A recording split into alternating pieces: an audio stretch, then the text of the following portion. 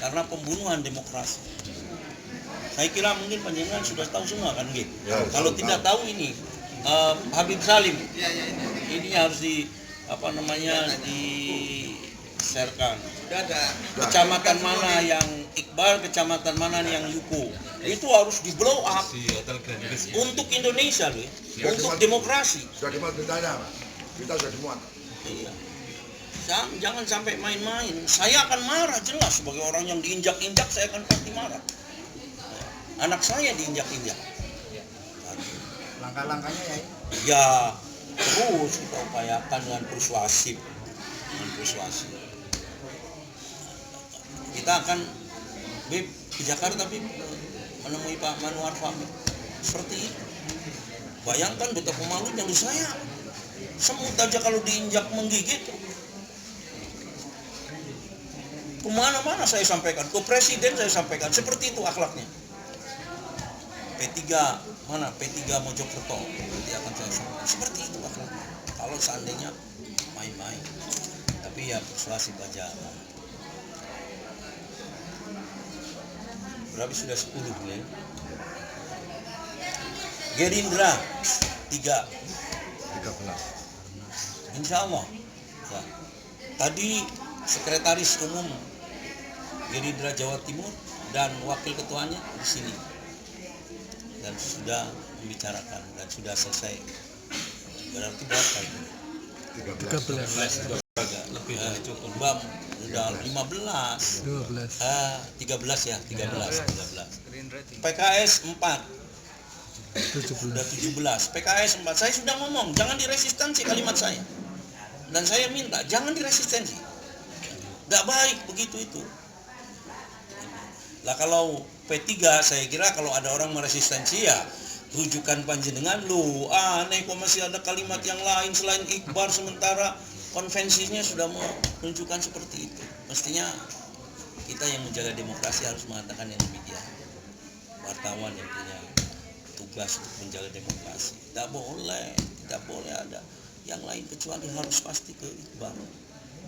Apalagi Pak Yai Asep tokoh P3, sesepuh P3 dihinakan kayak begitu.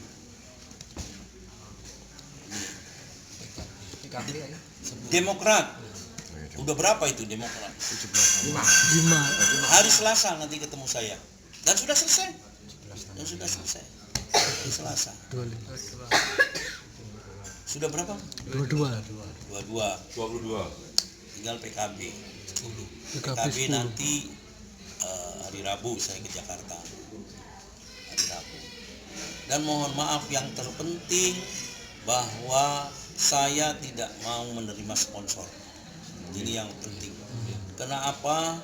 Karena walaupun saya sudah misalnya nanti dana kampanye dan lain sebagainya habis berapa saja, tidak akan saya berkeinginan mengembalikan dari dana kampanye itu.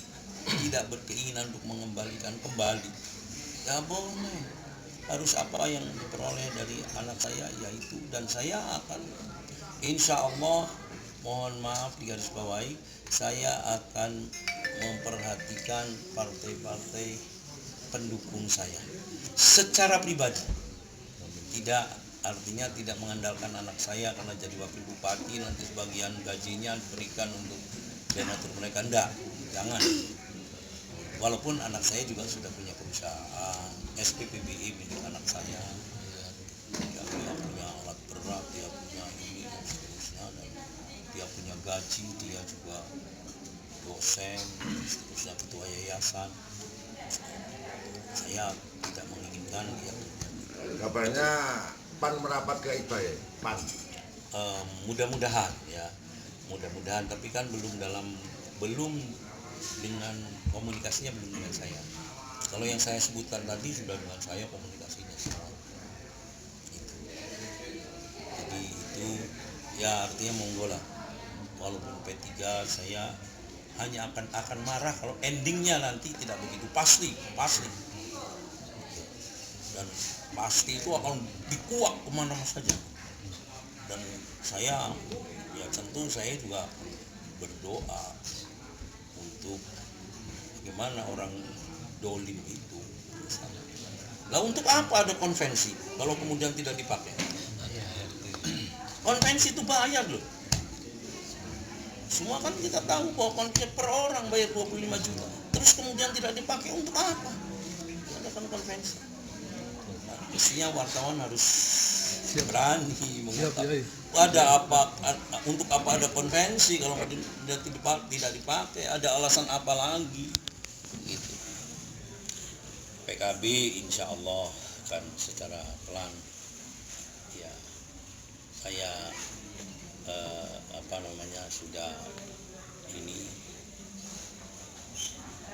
ya saya merasa dipermainkan iya, tapi saya tidak marah, biar aja lah, mudah-mudahan masih sedang dalam proses mereka.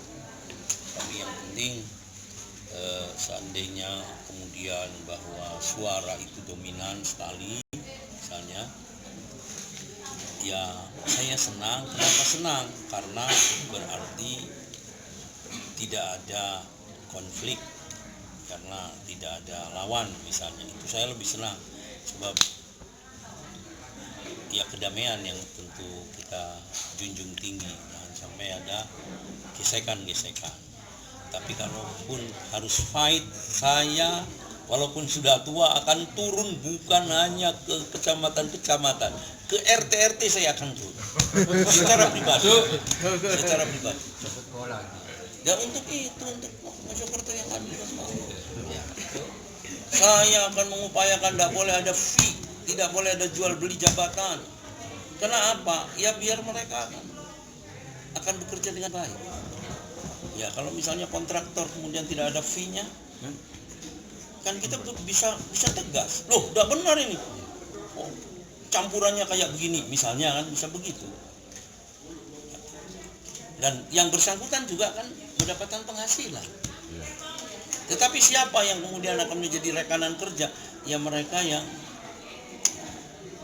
the right man on the right place. Yang kalkulasinya memang itu yang paling baik untuk kita ambil. Tetapi kalau kemudian ada yang macam-macam, tidak boleh. Sebab begini, mohon maaf bagi saya secara pribadi, untuk apa sih jadi wakil bupati dan jadi bupati? Anak saya untuk apa? Bahkan jadi bupati pun untuk apa? Ketika kalkulasinya harus kalkulasi finansial, untuk apa? Tapi kalau kalkulasinya untuk pengabdian kepada bangsa dan negara, itu yang segala-galanya. Makanya saya berani untuk segala-galanya.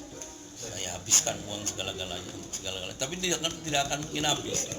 Dan tidak akan ada apa-apa karena tidak hutang. Karena tidak ada hutang.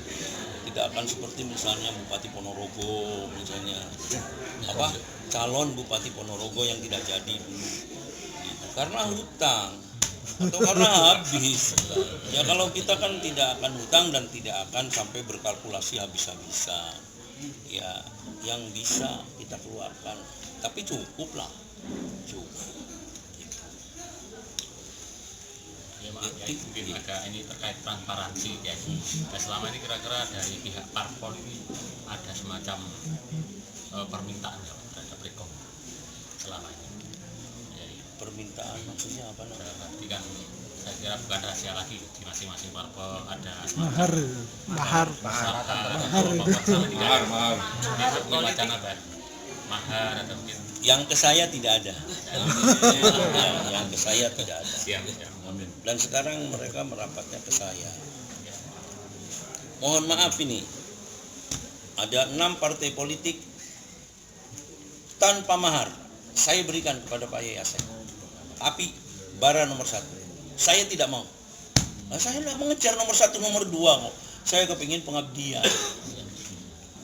Nah kalau saya sudah kemudian ngambil nomor 1 karena dengan diiming-imingnya begitu, ya, karena mungkin dengan konsep-konsep saya, terus saya ngambil nomor 1, itu kan artinya saya meninggalkan al-akhlaqul karimah.